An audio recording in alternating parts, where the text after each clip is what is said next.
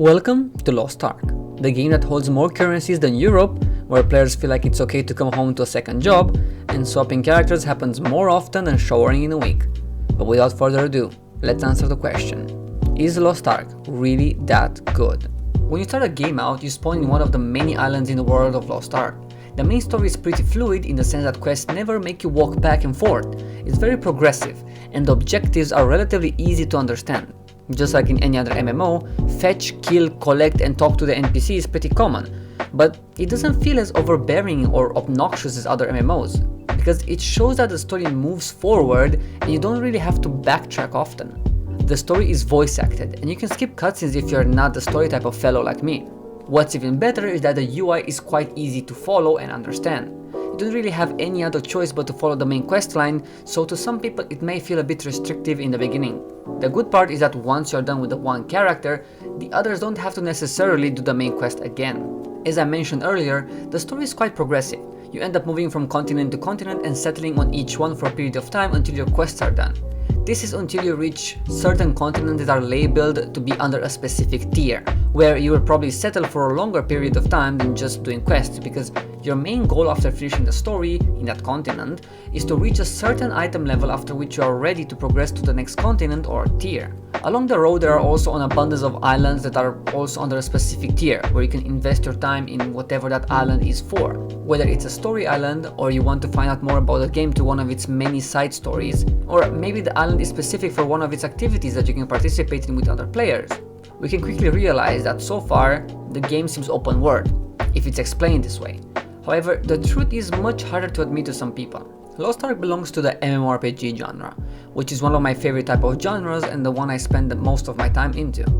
In order for us to figure out whether or not Lost Ark is really a good game, we have to analyze whether or not Lost Ark fits the category it's in. Continents are comprised of different instanced maps, and to travel from continent to continent, you go into another instanced map, which is the open sea, from which you can access all other continents available.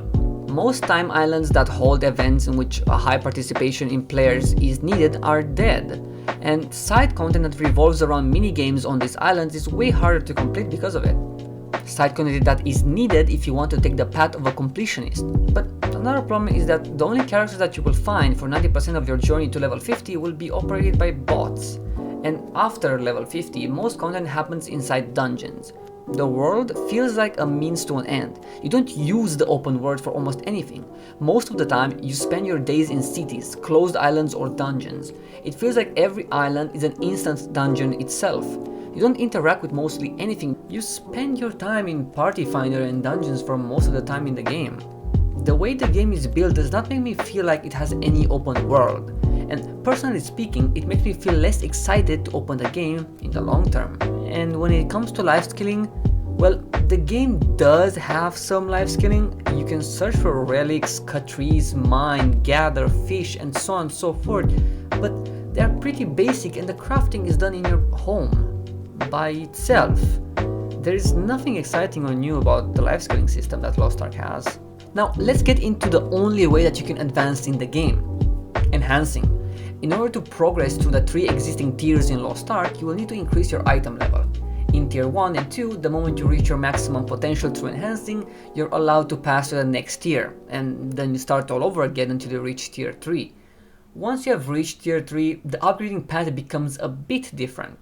If you were to go with the traditional way of enhancing your gear until its maximum potential, it would make your life harder. Instead, you have to convert your blue gear to legendary gear once you reach a certain point, and then enhance that gear. Upon reaching a new item level, you can start converting your legendary gear into relic gear that holds significantly better set bonuses that can change or augment the way your class plays or the build you're trying to go for.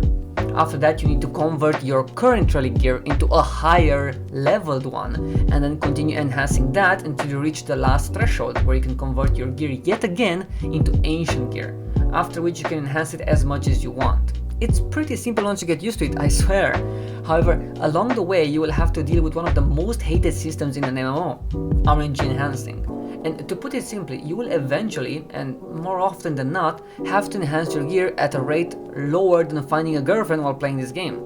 However, what's different about Lost Ark is that every time you fail, your chances increases up to a limit and you build artisan energy. Once the artisan energy is full, your chance of succeeding is like 100%. However, if you don't like enhancing or dealing with RNG, well, good luck, because you have no other way of progressing in the game besides enhancing. Now that we know how we can advance in the game, let's talk about how we can get the materials to advance and what content we actually have to do along the way. Starting from the moment you get to level 50 and the questline for North Vern, you will unlock the standard way of progress through the game, which is under the form of dailies. The first of which is Chaos Dungeons. You get 2 Chaos Dungeons a day per character and they take around 5 minutes each. All you have to do is fight a series of mobs, after which you go through a portal and do the same until you reach the 100% limit. There are chances of you receiving bonus portals with a special boss that gives more materials or a gold room portal. The content isn't challenging at all and it gives you the materials you need to enhance. But what if you were to miss a day? Well, the Chaos Dungeon entries would then turn into 10 rested bonus per Chaos Dungeon entry, and when you have a minimum of 20, you basically receive double the reward at your next clear. This rested bonus accumulates up to 100, so you can technically miss 5 days until it's full. The second daily content that we need to do in order to get materials is Guardian Bosses. Compared to Chaos Dungeons, Guardian Bosses are a bit more difficult. You spawn into the same map depending on the Guardian Boss, which you have to find the boss because he does not appear on the map. After you kill him, he will drop loot orbs that you have to make a conscious decision to collect, or else you will miss your rewards. And trust me when I say this, there have been countless times when I missed a daily reward because I simply left after killing the boss. Unless you are overgeared for that particular Guardian boss, it usually takes around 10 minutes or more for a party that all have the same gear to kill the Guardian boss specific to their gear level, and you have to kill 2 of them. But what if you don't feel like doing it in that particular day? Well, the same rest bonus applies to Guardian bosses as well. If you miss 2 Guardian bosses, the next one you will kill will drop an additional orb. Now, the last daily content we have is daily missions. I will not get too deep into this one because it's pretty simple. You choose the daily mission you prefer, whether it's one that is easier to complete or a bit longer for better rewards. It's up to you. You get 3 a day and the same rested system applies. We also have weeklies that do not have a rested system. The additional points you get from completing dailies and weeklies add up to a meter that will reward you with a certain amount of gold at the end of the week. Other systems that can give you enhancing materials would be the towers in each tier, boss rush, cube, challenge abyssal dungeons, challenge guardian raids, and even the abyssal dungeons themselves. While gear is the main system that makes your character stronger, in Lost Ark there are a lot of other systems that tie into making your character stronger. There is the passive card collection and the active card set bonus system. Skill points end once you reach the max level, but there are lots of ways to obtain more. Tripod levels help your skills become stronger, gear quality help further enhance the effectiveness of your gear, engravings boost the overall damage of your class, and honestly I might miss a few more because there are just so many things that can arguably make your character stronger. Now let's get into the arguably most fun content in Lost Ark that is executed in the worst way possible. Raids. Before I have played Lost Ark, the only other raiding I have ever done was in Final Fantasy XIV, and not even at the highest level possible. So when I got a taste of the raiding experience in Lost Ark, the least I can say is that I got addicted. Starting with Argos, it was a pretty frustrating experience. The boss mechanics and patterns weren't fun, so it was a pretty bad first impression. But then, a few months later, Valtan came around. And I've got to say that trying Valtan almost blind with my guild was one of the most fun experiences I've had in an MMO. The mechanics are easy to understand and fun to execute. You wouldn't usually die from damage, but you would die from falling out of bounds. Valtan as a boss has 2 different phases. One where the arena gets destroyed bit by bit and you have to adapt to the new environment formed around you, and the second part is when the arena is the smallest it can be and the boss will always stay in the center and spam attacks coupled with clones of him hitting you from the side. The entire raid feeling of trying to stay as much on the platform as possible but also outputting the most amount of damage you can do feels refreshing. In Lost Ark, the raid bosses have a timer. If that timer goes to 0 and the boss hasn't been defeated, he turns berserk. His attacks are faster and they do a lot more damage. The fun part about Valtan is that even if your team died and you're the only one standing, there are mechanics put into play that can help you win by yourself, which is a super fun experience, especially if you're accompanied by friends. The raids that followed after were fun as well, but could not compare to Valtan. They all had their own specialities and fun mechanics to play around. Vikas had the Lost gauge, Kakul had the Madness gauge. When Vikas died, she actually entered her second phase that could technically be soloed if you played perfectly. Kakul entered his bingo phase after dying. But the raids have gotten stale. I honestly have gotten to the point where I was able to do the raids while watching Netflix on the side, and it was never about the difficulty of the raid or how much fun I had. It was the overall feel of the game that made me not enjoy raiding anymore. There are a lot of systems that stripped the fun out of the game for me. I remember clearly that it got to the point where I would log in, walk around for 5 minutes and close the game.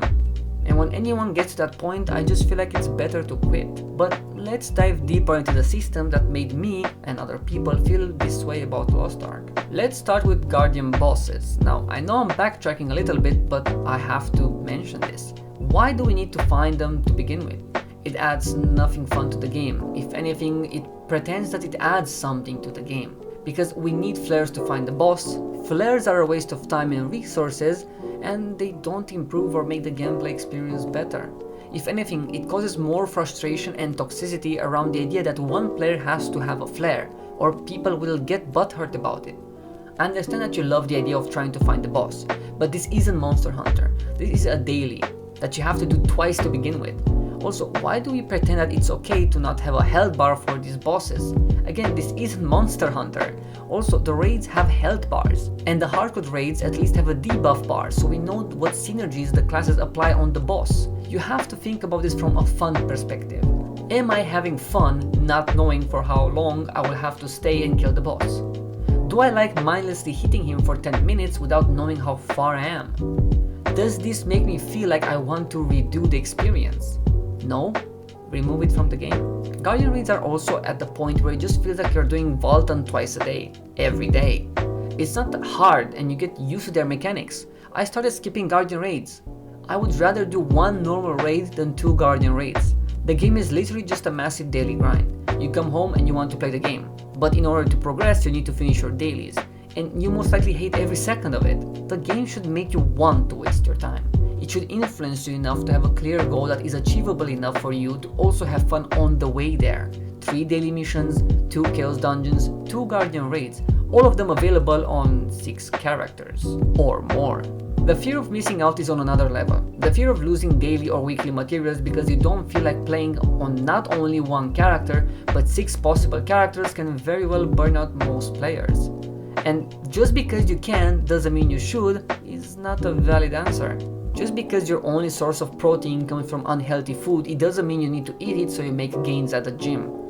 The only good part about alts in Lost Ark is how easy it is to make them. You receive quite a few power passes during your playtime. As long as you get to Punica and complete the storyline there, it should unlock the ability to receive power passes through events or class releases. So if you ever want to change your main class early on, it should be an easy thing to do. But that still doesn't solve the main issue. Because there are so many things to do, people get frustrated when they waste time in raids. And this is not a good raid culture. This is the only MMO that I have ever played and encountered the term gatekeeping. I'm sure lots of other MMOs have gatekeeping ingrained into their community one way or another, but I have never encountered this disgusting feeling so clearly and prevalent in any other game. But why is gatekeeping so prevalent in Lost Ark? Well, there are 2 main causes. The first one is the amount of content that you can do and most likely will feel pressured to do because it is available. We can also call this homework. Dailies coupled with 3 raids per character, it's quite a lot of tasks that you have to complete. We can even do our dailies every 3 days by using the rested bonus system, which can turn some people away from it just because you don't even get 100% of the rewards. The effectiveness of the rest system is not 100%, but this still wouldn't matter because how long a raid takes can vary. It can be 30 minutes with a dream team for raids like Vicus, Valtan and Kakul because they have 3 gates each. But if you don't find a good party, someone makes a mistake, or you are one of those gate-kept players, good luck finishing a raid under 2 hours. And we won't even get started with the 6 gates that Broshaza has. Now, the second reason for gatekeeping is something that I have just explained. It's the time it takes to finish a raid. What's frustrating is this specific raid design, where instead of one person being perfect like Dark Souls or Elden Ring requires, all 8 people have to be perfect.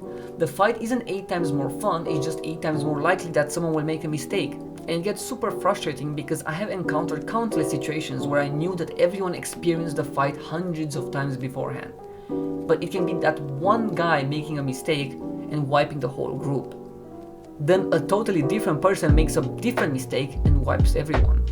And getting to that point might have already taken 10 minutes, so that's 20 minutes gone with hopefully only 10 left for a single gate. Valtan has 2 gates. Vicus has 3, Kakul has 3, and Berkshaza has 6.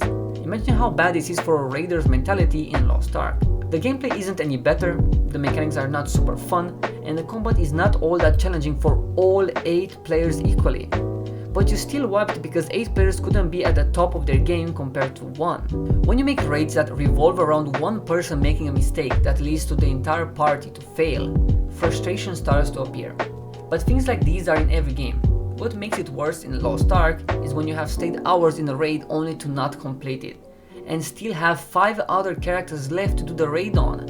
It literally feels like your entire time spent is wasted.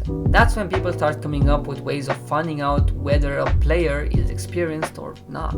Like having a specific title that indicates you clearing that raid a certain amount of times. Maybe a card set that represents your activity in the game and how much you played. Or simply your roster level. And even if you use all 3 of these methods to filter out players, it's quite funny when you realize that they actually don't matter either. And the chance of finding a good random party to clear everything fast in is pretty rare. Because you can be the best player. You will ultimately make a mistake. And a lot of people feel the pressure after one mistake has already happened. Because they feel like they are wasting the time of 7 other people if they fail. Nobody will want to play with new players because of all of this. This is the worst raid culture I've ever experienced or heard of. And I haven't even played that many MMOs to begin with. At least not MMOs that have a raid culture to begin with. The raids are less about experiencing and doing them because they are fun, and they are more about finishing it all on 6 of your characters and maximizing how much gold you can get as fast as possible before the weekly reset. It's not even about the enhancing, it's about how you get there, and you get there by repeating the same activity on 6 characters or less. And to top it all off, the argument of just not doing these things isn't good, because if Lost Ark lets you do them, if this is how the game is, most people will play the game as is. Content is there to be done. If you let a player get 10 million gold for pressing a button and the entire community does it, can you blame them for ruining the economy? Or should you blame yourself for placing that button there to begin with? But there is also a problem with the progression system, because your entire progression is solely based on RNG. All the way from gear to tripods, cards, stun cutting, RNG enhancing should be removed from the game. Why would anyone want to grind for resources and gold only to then lose it all and not make any progress? It simply causes frustration and burnout. Instead, make it more expensive to upgrade by doubling or tripling the amount of mats and gold needed. That way players can have realistic expectations about the future. The problem isn't the grind, it's never been about the grind. The problem is that most of the time there is no return for it. And who wants that? Gold River once claimed that most of their profits come from cosmetics and that they don't want people to pay to advance in the game. While I know that Gold River isn't the one in charge of the game anymore. Right now that claim does not look like it stands. The game is pay to win. If you live in a shared economy, then buying a lot of gold with real money and then buying out all the materials that you can, the price will raise a lot and it will be influenced by you. The game has a limited amount of raids and dailies that you can farm for, and about half of these materials are bound. You will reach a limit that you can farm for, and in that moment, spending money can be an alternative which can greatly benefit you even if the enhancing system is RNG. And to be honest, this isn't even the worst part about buying gold in RNG in Lost Ark. The Pheon system. Pheons is a different type of currency in Lost Ark, because unlike gold, the publishing company Amazon or the devs can choose to give out Pheons without directly influencing the market in a bad way, unlike giving out free gold. Now you see, Pheons is used in a lot of different ways. In Lost Ark you cannot buy gear directly, so you can just buy your way to the last raid. But do you remember the other systems that can make you stronger? Well, a few of them can be bought from the market. And if anything, it's actually recommended to because the chances of getting a perfect set of accessories with the perfect stone all by yourself is as close to 0 as you can get. Not only do accessories and stones cost gold, but they also have a flat price of Pheons based on their rarity. The tripod system is the same. We have 3 problems with the Pheon system. 1. If you ever want to try an off-meta build on the easier raids, even if the accessories are cheap by themselves, the flat price of the Pheons can cost you a fortune. 2. Stone cutting and tripods is a system that is solely based on RNG. So, tying Pheons to a system that is based on luck feels like grabbing a shovel and digging in a desert hoping to find water. I have spent weeks worth of gold grinding from 6 characters, money, time, and frustration that I can never get back, because there isn't a way for you to guarantee the success of these stones or even outright buy them. 3. The way to obtain Pheons is obnoxious to say the least. Receiving them from events or logging rewards is fine, but because of the RNG system behind stones and tripods, you will most likely need more. And that's where the gold exchange system comes in. You can exchange gold for blue crystals whenever you want. Blue crystals is the second currency used in the cash shop. You can buy a lot of things with it, including costumes. But the price of these blue crystals is mostly regulated by how many whales are in the game. To put it simply, blue crystals are more expensive the less people pay to win. And they are cheaper the more people pay to win. If the whales consider other items in the cash shop more valuable to sell on the market than simply converting hard cash to gold, the blue crystals prices will increase. And that means the Pheon's prices will increase. Another thing that pisses me off about this system is that if you don't want to play any other class besides yours, but you still want 6 alts, well, you need to build all 6 of them because moving your accessories to your alts costs Pheons, and can be done a limited amount of times. Now we are reaching the end of the video, so I would like to list some other things that don't make sense to me or annoyances that build up over time even though it might sound like straight up complaining. They need to be put out there. You can't transfer pots or consumables between alts. Lost Ark is an MMO that is heavily focused around alts, yet there are way too many restrictions in regards to materials, pots and consumables. Make up your mind. You're either heavily alt incentivized or you are not. And even if you are not, potions should be allowed to be traded between alts. There's absolutely no reason not to. All the content is based on a timer and fear of missing out. Islands have timers, bosses have timers, portals have timers. You feel so stressed all the time in order to do as much as you can in one day so you feel satisfied. You're on a grind to min-max your real life time around a game if you even try to take the game a bit more seriously because you think it's fun. The guild system is an absolute joke. Your entire account doesn't count as being in one guild, it's only one character. So you end up with alt guilds or 6 characters per person in one guild, and then that specific guild feels dead. The content around the guild is non-existent. There are a few islands and modes that you can play with your guild. However, last time I tried guild content, the actual worthwhile content to do was the PvP islands, in which gear was uncapped, so the whales thrived. And obviously, the builds were different, which makes Pheons even more of a pain. Take Black Desert Online as an example. Your entire roster is in the guild. There are countless node wars and sieges, and many of them are gear capped. Same goes for guild bosses and spontaneous guild battles in the middle of the day. The single-player MMO that is Black Desert Online managed to make the guild system feel more like a family than Lost Ark with its countless amazing raids and group PvE experiences. Continuing on from the PvP talk earlier, PvP in the game feels lackluster and just straight up unfun. Auto attacks stop you from casting a lot of abilities. Classes are not balanced around PvP enough. The 21:9 aspect ratio is favored and it just feels clunky. It can't even be compared to the PvP you find in MOBAs like League.